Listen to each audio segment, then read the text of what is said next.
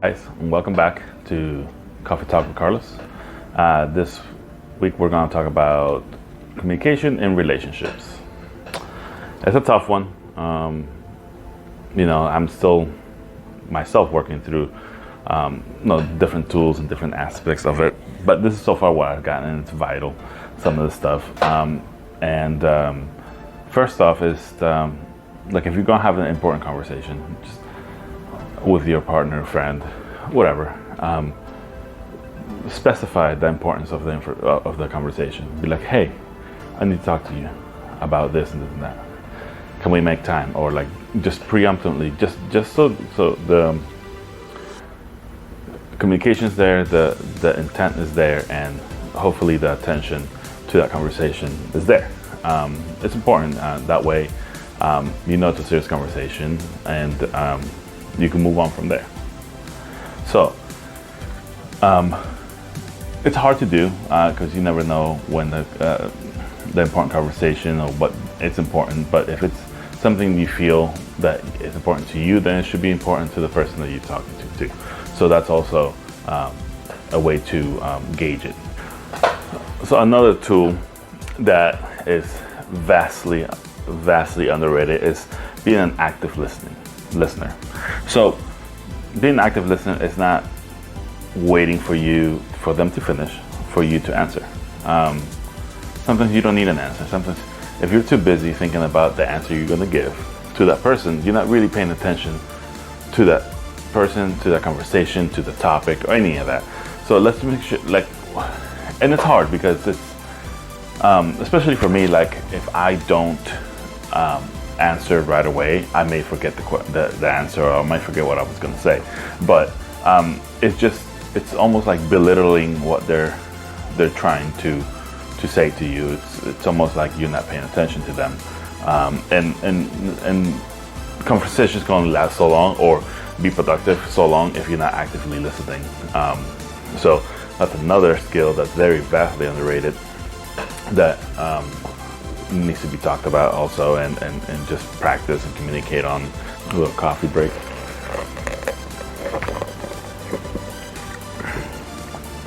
I ran out of creamer at home, so I have to get some from Dunkin' Donuts. Shh, don't tell Starbucks. And the topic of active listening, phones. So I know we're all social media, and we're very digitally attached to our lives through the phone and stuff like that. But if somebody's having a conversation, just an example, like if you're having a conversation, I'm having a conversation with you guys, and I do this.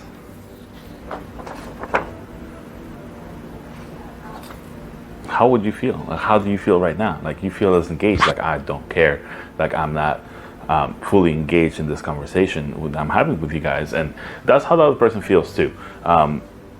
It's okay. I mean, I have my own shakeups on it. It's okay if you like glance at it, like see a time, maybe it's an important message. I'm a father of two.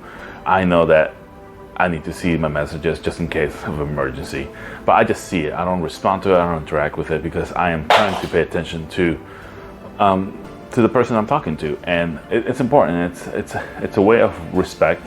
It's a way of showing respect, intent on the conversation, fully engaged in the conversation. Once you pick up your device and start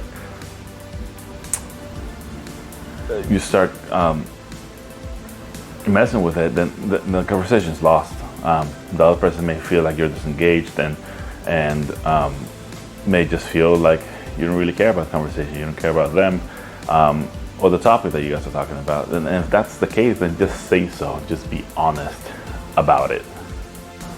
Being honest in a conversation doesn't mean just telling the truth. It's also being true to yourself, being truthful to the topic that you're speaking, and being transparent to the person you're talking to. You can't hide your feelings and not say something you feel just because you're trying to safeguard their feelings. I mean, there is a balance to it, but you also can't, like, if somebody gives you a box of chocolates and you're allergic to chocolates, what are you going to do? Like, accept and be like, oh, I appreciate the gesture, I appreciate what this means, but unfortunately I'm allergic to chocolates. Like don't like what's they're supposed to, if they care for you, they're supposed to understand that and be okay with it, or find an alternative to it. What are you going to do? Eat the chocolate and have an allergic reaction? That it just makes no sense. Same thing goes with your feelings. If you're feeling sad about the situation that you were put on and you're expressing your sadness, yes, you should be aware of the other person's feelings also, but also be truthful how you're feeling about it, because how is the other person going to know that that's affecting you? Like you have to have honesty in that conversation. You have to be honest with yourself, honest with the person, offer honesty with the topic. That's how you have an honest and open line of communication, and that's how we can move forward, learn from it, and not repeat the same mistakes. If that was a mistake, or maybe learn not to. Maybe it's a trigger, and it's something we can avoid or help avoid until that no longer is a trigger. So it's just being honest, and it's important. It's very underrated, and a lot of people try to save other people's feelings, and in that regard, while saving other people's feelings, you disregard your own, and that is not being honest in a conversation. So another thing also in that conversation, being honest and stuff, you also have to be aware and acknowledge people's emotions and feelings about something, about what they're talking about. Even if you disagree, you personally disagree with their feelings, it's their feelings. So it's not that you can disagree, that's what they're feeling, that's their topic, that's their emotion. You can't say, well, that's not true. It's not true to you, but it's true to them. So when somebody comes, and that's something I'm still trying to learn and getting better at it, is if somebody comes and they say, hey, this really affected me. There's several ways you could answer, where you feel guilty and be like, oh my God, I'm such a blah blah blah and such an asshole, and that's my fault. Oh my God. So what that makes the other person feel is that if every time they come with an issue that necessarily that's how they feel, it's gonna make you feel bad. So then it's no longer a safe place for them to express their feelings, because they're afraid that they're gonna hurt your feelings and make you feel bad. So a different approach would be like somebody says, no, I'm feeling sad about this topic, and you could say, no, I understand, I see how that could be, I see how you could feel like that, or I'm so sorry you feel that way. Another thing is also like reaction-based conversations, like you're trying to get into a fight about a certain topic, but you're really having issues with another topic. So you're trying to get a rise out of your partner or your friends, like just get a rise out of them to just have a fight, and it's gonna be a pointless fight, because like I said, if you're not honest with your feelings about what you really are upset about or mad about or happy about, then what's the point of having that conversation? Like it's gonna make the other person feel uncomfortable and always in a flight mode instead of a stay mode or fight mode. It's flight or fight, and it's gonna be a constant thing, and that's just not healthy in any kind of relationship. That just goes back to just having that honest conversation, being honest about what are you feeling like, and not assume that they know.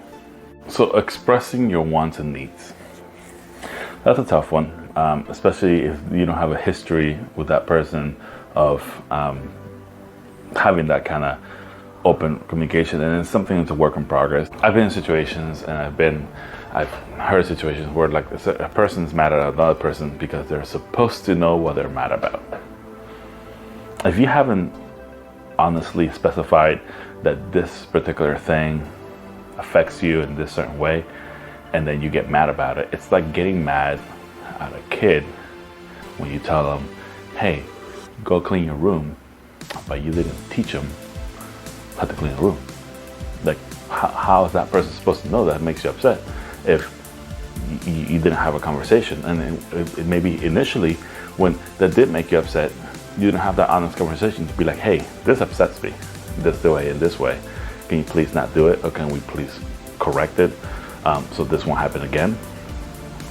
If that conversation is not there, like, how's the other person supposed to know what you're mad about?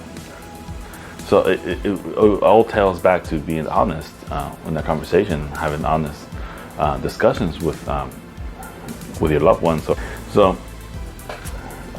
this in particular is for if you are in a relationship, like the importance of knowing how your partner communicates and how to start a conversation with them. And it's sometimes, if you don't know, so just simply ask. Like, it took me a long time to realize that I can't hold a conversation about one specific topic unless it's a dynamic topic where I could switch back and forth different topics. Like, my attention span can only last a certain amount. And now I can communicate where, like, hey, my attention is about to slip, and I'm not gonna be fully engaged in this conversation because it's hard for me to stay in one topic for a long time. So that's something I've been working on, like make sure I communicate with that with anybody I have a conversation with, and also, like, for say how I unpack all my conversations my whole day at the end of the night. So I may have to do a follow-up to that conversation, which is fine because it works out. Because specifically for me, like, I think, like, when we're having an argument, this is what I thought.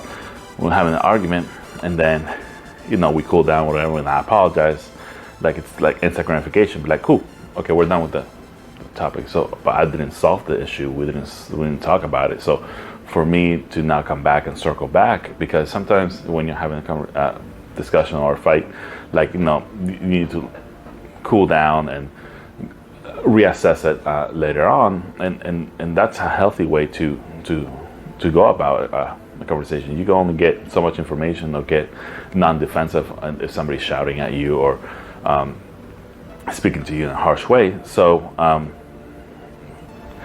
circling back is important. Circling back is probably one of the best and hidden or not talked about communication skills, I think, that I've learned, because you have to circle back just to make sure that this doesn't happen again, that situation doesn't happen, and whatever each other, whatever the topic was that you're mad about or upset about or anything like that, it's important to just circle back and with cooler heads, just like, hey, like, okay, like, that's how you feel, this is how I feel, like, what can we do to make it better, or what can I do to make it, or what you could do to make it better or solve this issue so this won't happen again. And it's vital. And sometimes when you're doing active listening, sometimes the person they could be upset about, like, you drinking their coffee and not making a new one, and yeah, maybe she or he is blown out of proportion, and just listen to it. And then nobody likes to be psychoanalyzed during a discussion. That's just don't do it. Be like, don't do it. Just take in the information and unpack later and circle back and be like, hey, I know you're upset at the coffee, and that's my fault. I drank your coffee and I didn't get you a new one, but like, why was this reaction so big? Like, it could be a trauma. It could be a trauma they had before. Maybe they feel like you don't care about them. Maybe that's how they communicate. Maybe they have past relationships where that's a selfish sign, or an uncaring partner, or you never know. So it's important to circle back because we're humans. We make mistakes and we will overreact, and we're very emotional, and it's okay to circle back. And I think that's one of the biggest lessons that I've learned. It's just to always circle back and be okay. Even when I have deep conversations with my friends, I will circle back because sometimes I do forget to say a couple of things that I wanted to say, and it's okay. I will circle back, make sure that my feelings are out there, and make sure that they know what I feel. Well, I think that's it for this episode. Just a quick recap: honest conversations, honesty in a conversation, active listening, circling back, specify the importance of a conversation, value each other's feelings and emotions. And these are tools that you'll learn, and it's really hard to put them and implement them into your life, because you have to unlearn what you already know and relearn these new ways of having more effective communication. And it's hard, and you have to give yourself grace. And